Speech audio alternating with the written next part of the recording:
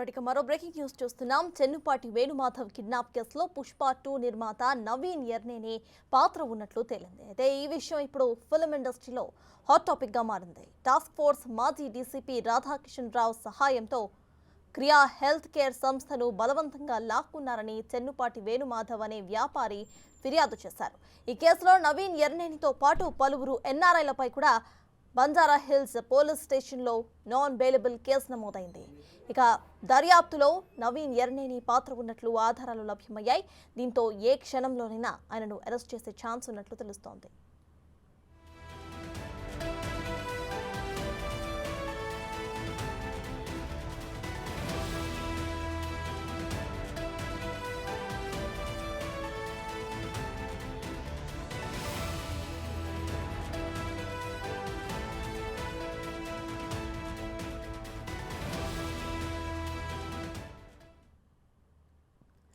Phone tapping వ్యవహారంపై west zone DCP Vijay Kumar press నోట్ను release చేశారు. ట్యాపింగ్ కేసులో దర్యాప్తు కొనసాగుతుందని ప్రకటించారు.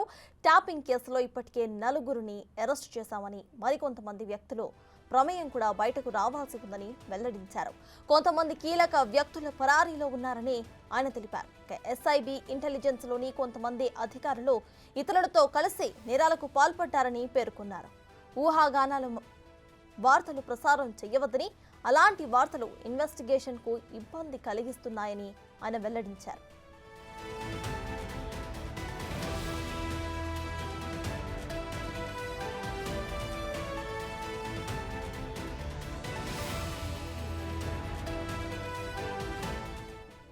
బ్రేకింగ్ న్యూస్ చూస్తున్నాం. చెన్నుపాటి వేణుమాధవ్ కిడ్నాప్ కేసులో పుష్ప 2 నిర్మాత నవీన్ ఎర్నేని పాత్ర ఉన్నట్లుగా తేలింది. ఈ విషయం ఇప్పుడు ఫిల్మ్ ఇండస్ట్రీలో హాట్ టాపిక్ గా మారింది. టాస్క్ ఫోర్స్ మాజీ డీసీపీ రాధాకిషన్ రావు సహాయంతో క్రియా హెల్త్ కేర్ సంస్థను బలవంతంగా లాక్కున్నారని చెన్నుపాటి వేణుమాధవ్ అనే వ్యాపారి ఫిర్యాదు చేశారు.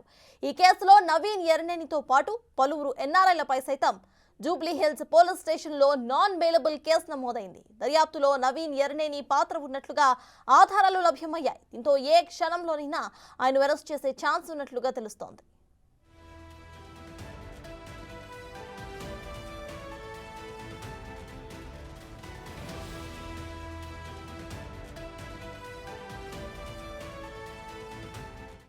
ఈ విషయంపై పూర్తి డీటెయిల్స్ మా ప్రతినిధి సురేష్ అందిస్తారు. సురేష్, చెప్పండి. ఇటు చెన్నుపాటి వేణుమాధవ్ కిడ్నాప్ కేసులో నిర్మాత నవీన్ ఎర్నేని పాత్ర ఉన్నట్లు కూడా తేలినట్టు తెలుస్తోంది.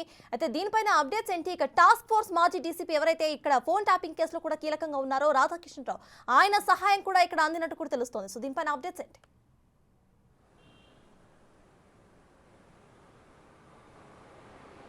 నవీన్కి సంబంధించిన పేరు కంప్లైంట్ కాపీలో రాసినప్పటికీ కూడా ఎఫ్ఐఆర్లో చేర్చడానికి సమయం పట్టింది పోలీసులకి. ఆయనకు సంబంధించిన ఎవిడెన్స్ ఆధారాలు తీసుకొని నిన్న నవీన్ పేరును కూడా ఎఫ్ఐఆర్లో చేర్చారు. అదే కాకుండా మరో నిర్మాత పేరు కూడా ఈ ఎఫ్ఐఆర్లో చేర్చినట్టు తెలుస్తుంది. వేణుమాధవ్కి సంబంధించి కంపెనీ ఏదైతే క్రియా హెల్త్కి సంబంధించిన ఒక ప్రైవేట్ కంపెనీని ఏర్పాటు చేసి ఉమ్మడి ఆంధ్రప్రదేశ్లోనే దాదాపు 5 సంవత్సరాల పాటు ఆ కంపెనీని అభివృద్ధి చేసిన తర్వాత తెలంగాణ ఏర్పడిన తర్వాత జూబ్లీ హిల్స్లో ఈ కంపెనీ కార్యకలాపాలు కొనసాగుతూ వచ్చాయి. అయితే వేణుమాధవ్ దానికి సంబంధించి ఆ కంపెనీని డెవలప్మెంట్ చేసుకుంటూ వచ్చి 250 కోట్ల విలువైన షేర్ల విలువ పెరిగింది. దీంతో మరికొంతమందిని భాగస్వాములుగా ఈ కంపెనీలో చేర్చుకునేందుకు ప్రయత్నించి 5 మందిని కూడా ఈ కంపెనీలో చేర్చుకున్నారు. నవీన్ని కూడా ఆ డైరెక్టర్గా ఒక వాటాదారుడిగా ఆయనను చేర్చుకొని ఆయనకు కూడా కొన్ని షేర్స్ ఇవ్వడం జరిగింది. అయితే ఈ కంపెనీకి సంబంధించి ఉత్తరప్రదేశ్లో మరో బిడ్డింగ్ చేసే అవకాశం వచ్చింది. ఒక కాంట్రాక్టు తీసుకునే అవకాశం రావడంతో దాదాపు 400 నుంచి 500 కాంట్రాక్టు విలువ ఉంటుందని చెప్పేసి తెలుసుకొని ఇక్కడి నుంచి వేణుమాధవ్ని తప్పించాలనే ఒక కుట్ర పన్నారు. ఆ కుట్రలో భాగంగానే కంపెనీకి సంబంధించిన షేర్లు అన్నిటిని కూడా నవీను, అదేవిధంగా రవి, రాజు, కొందరి పేరుపైన బదలాయించడం జరిగిందని చెప్పేసి కూడా వేణుమాధవ్ కంప్లైంట్లో పేర్కొన్నాడు. అయితే 2018లో ఈ వ్యవహారం అంతా నడిచింది. అప్పటి టాస్క్ ఫోర్స్ డీసీపీగా ఉన్నటువంటి రాధాకిషన్ రావు వేణుమాధవ్ని మణికొండలో కిడ్నాప్ చేయించి ఆ తర్వాత సికింద్రాబాద్లోని టాస్క్ ఫోర్స్ కార్యాలయానికి తీసుకెళ్లి అక్కడ గట్టుమల్లు, అదేవిధంగా ఎస్ఐ మల్లికార్జున్ ఇద్దరు కలిసి వేరే వ్యక్తులను బెదిరింపులకు పాల్పడుతూ చిత్రహింసలకు గురిచేసి వేణుమాధవ్ కూడా అదే పరిస్థితి వస్తుంది అని చెప్పేసి ఆయనని 2 రోజుల పాటు టాస్క్ ఫోర్స్ కార్యాలయంలోనే నిర్బంధించి ఈ షేర్ల బదలాయింపులు కొనసాగించారని చెప్పేసి కూడా ఆయన ఫిర్యాదులో పేర్కొన్నారు. ఇప్పుడు కేసు నమోదు చేసి రాధాకిషన్ రావుకు సంబంధించి చాలా కీలకమైన వ్యక్తి ఆదేశాలతోని ఈ షేర్లు బదలాయింపు చేయించినట్టు వేణుమాధవ్ ఫిర్యాదులో చెప్పాడు కాబట్టి ఆ కీలకమైన వ్యక్తి ఎవరు? ఇప్పుడు నవీన్కి సంబంధించి ఆయన సినిమా ఇండస్ట్రీకి నిర్మాతగా కొనసాగుతున్నాడు. ఆయన ఈ షేర్లకు సంబంధించిన బదిలీలో ఎందుకు అంటే డైరెక్టర్గా ఉన్నారు, అక్రమంగా ఈ వేణుమాధవ్కి సంబంధించిన షేర్లు ఎందుకు బదలాయించుకోవాల్సిన పరిస్థితి వచ్చింది, దానికి సంబంధించిన విచారణ జూబ్లీహిల్స్ పోలీసులు చేస్తున్నారు. మరోవైపు వెస్ట్ జోన్ డీసీ విజయ్ కుమారే ఈ కేసును కూడా మానిటరింగ్ చేస్తున్నాడు.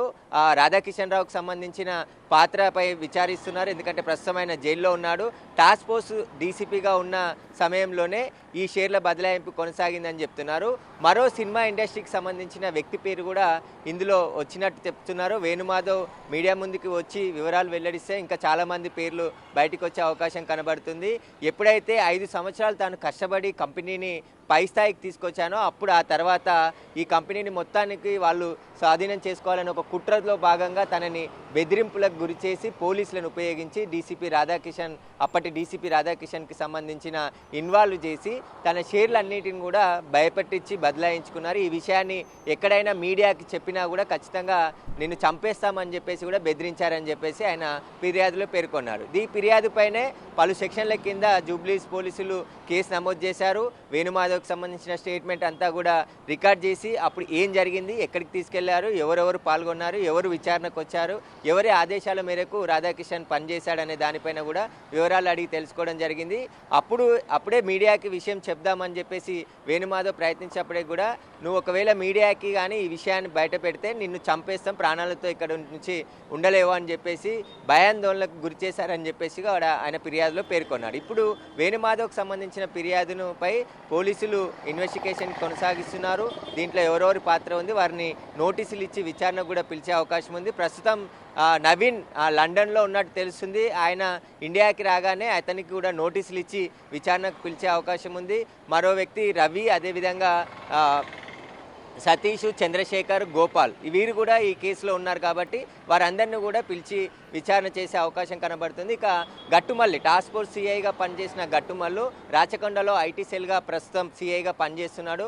అతన్ని కూడా ఈ కేసులో ఇన్వాల్వ్మెంట్ ఉంది కాబట్టి అతనికి సంబంధించిన వివరాలు కూడా పిలిచి అడిగే అవకాశం కనబడుతుంది. అతను బెదిరింపులకు, ఎందుకంటే గట్టుమల్లే చాలా కిడ్నాప్ చేసి తన కారులోనే ఎవరైతే వేణుమాధవ్కి సంబంధించిన కారులోనే కిడ్నాప్ చేసి టాస్క్ ఫోర్స్ కార్యాలయానికి తీసుకొచ్చాడని చెప్పేసి కూడా వేణుమాధవ్ ఫిర్యాదులో పేర్కొన్నాడు. ఇప్పుడు గట్టుపల్లి పాత్ర పైన కూడా పోలీసులు ఇన్వెస్టిగేషన్ చేస్తున్నారు. ఇప్పటికే ఆయనని ఫోన్ ట్యాపింగ్ కేసులో కూడా 2 రోజుల పాటు విచారించి ఆయనని సాక్షిగా ఉంచి వదిలేయడం జరిగింది. ఇప్పుడు ఈ కేసులో నిందితుడిగా గట్టుమల్లు ఉన్నాడు. గట్టుమల్లుని కూడా నోటీసులు ఇచ్చి విచారణకు పిలిచి అరెస్ట్ చేసే అవకాశం కనబడుతుంది.